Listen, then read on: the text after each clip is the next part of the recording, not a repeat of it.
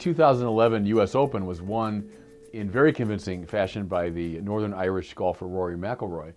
I think his nearest competitor was 8 strokes behind him, and I think he posted the lowest score in the 111-year history of the U.S. Open. So it was a very impressive performance. Any golf fan, reveled in it.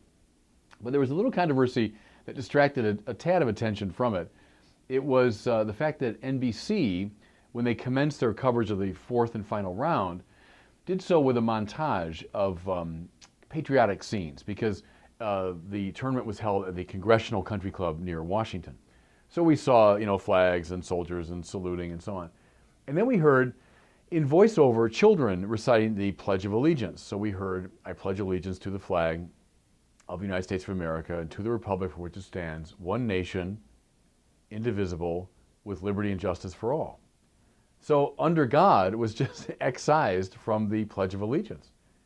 And I must say it was interesting that NBC was flooded with so many complaints, so many calls, that Dan Hicks, who was the anchor of the golf coverage, was compelled to give a public apology, even though it was one of those kind of weaselly apologies, like, apologize to anyone who was small-minded enough to have been offended by this. Well, I was sort of intrigued by that because I thought, what is NBC trying to do? Are they trying not to offend agnostic and atheist golf fans? Because if that was the purpose, they managed to offend practically everybody else. And see, here's the thing. It's actually, even though it might not appear this way at first sight, it's actually of great moment.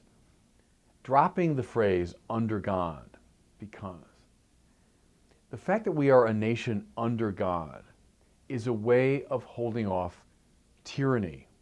It's not just pious boilerplate. It's a way of holding off tyranny. Now, why?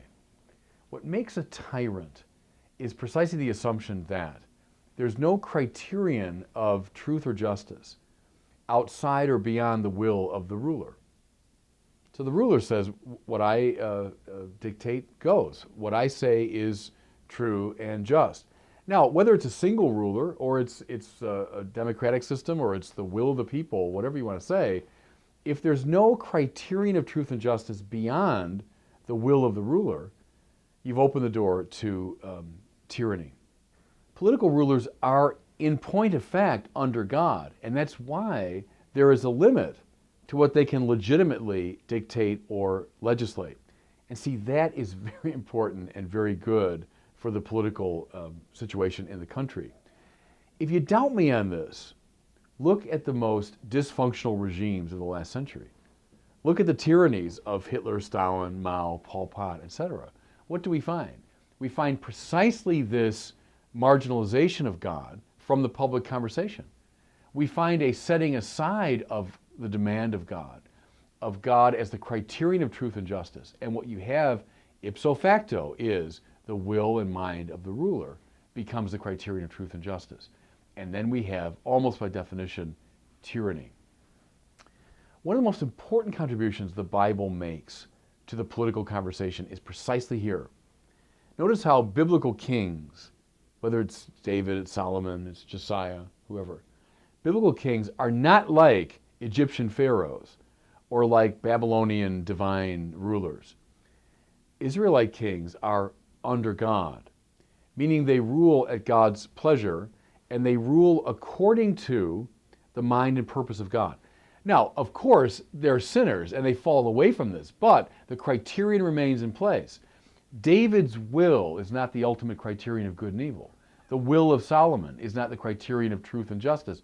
It's God. And that's precisely why the Hebrew prophets emerge. Think now of Isaiah and Jeremiah.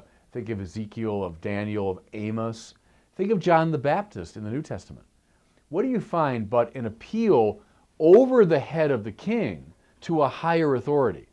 You are not ruling according to Yahweh's purposes. See, and the prophets are a kind of check to the tyrannical tendencies of kings. Now, I would argue there's a very strong link between that biblical tradition of kings under God and our own modern tradition of checks and balances. The fact that we properly don't trust our rulers all that much. We surround them with checks and balances, whether it's the press, the other houses of Congress, the judicial system, etc. But I submit the ultimate check on the tyrannical tendencies of our rulers is precisely God, the justice and truth that God embodies and expresses. When that is set aside, we do indeed open the door to tyranny. And that's why I say we must keep that little phrase, under God, not out of pious consideration primarily, but I must do it for my own safety's sake, Something very interesting in that same broadcast, the fourth round of the U.S. Open, someone asked Johnny Miller, who's the always colorful and interesting golf commentator. They said, how come the last man to win the U.S. Open at Congressional, namely Ken Venturi, how come he played 36 holes on Saturday in the blazing hot Washington sun, almost exhausting himself? That's the famous story, that Venturi almost passed out. So they said, well, how come he played 36 holes in the blazing sun? Johnny Miller said, well, in 1964, they didn't play on the Sabbath day. So they played on Thursday, Friday, and then 2 rounds on Saturday. They wouldn't play on Sunday. And I was so struck by that because it seems so anomalous now, doesn't it? But it brought back memories of my own childhood. I remember when Sunday had a very different texture, a very different feel. Businesses were closed, sports were not played, almost everybody went to church.